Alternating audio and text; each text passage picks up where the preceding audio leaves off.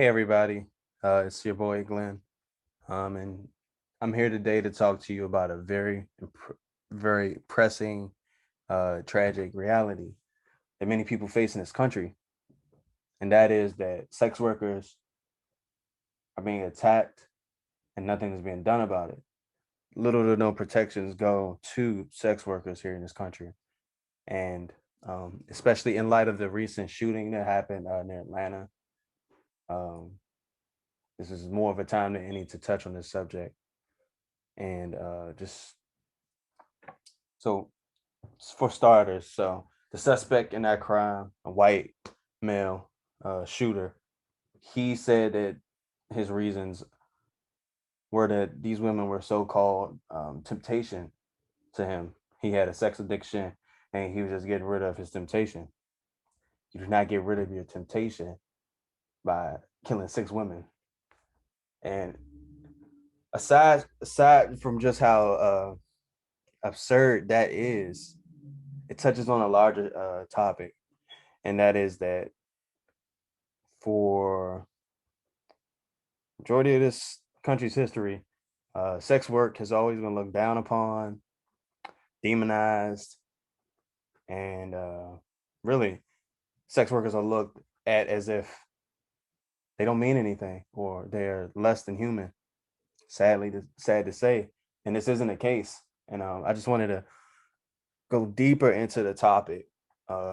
First, for starters, in the event of like a murder, say for example, a sex worker is murdered.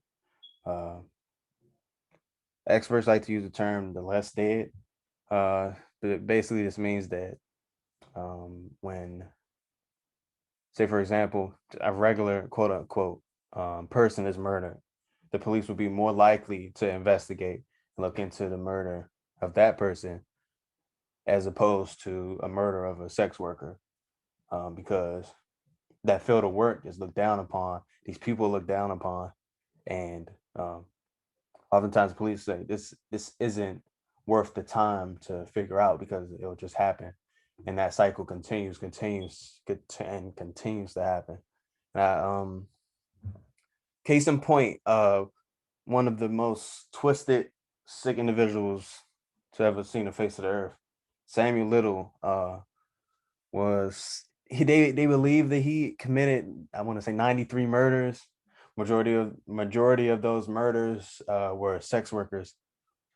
And the first question that comes to mind is, how the hell was he able to? How was he able to do this? Like, that's the first thing.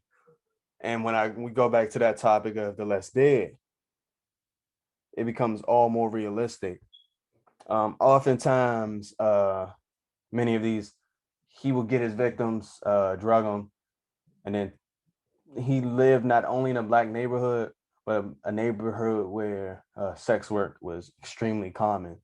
So the police, when something were to happen to these sex workers, it was not investigated into.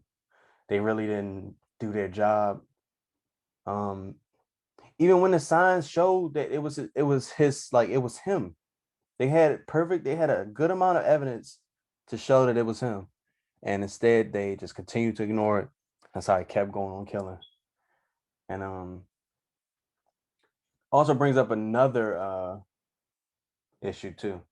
That issue is that when sex workers are, say for example, if one escapes or they're able to survive an attack, there's that great fear that if they were to go to the police, they will, instead of the police charging the other person that attacked them, they instead will go to jail because of the work that they were doing. And again, that is just so backwards, so wrong, and just it shows the change that needs to take place in this country. Sex workers need to be protected. All sex workers, not just black, not just white, but black, trans, anybody who does sex work needs to be protected.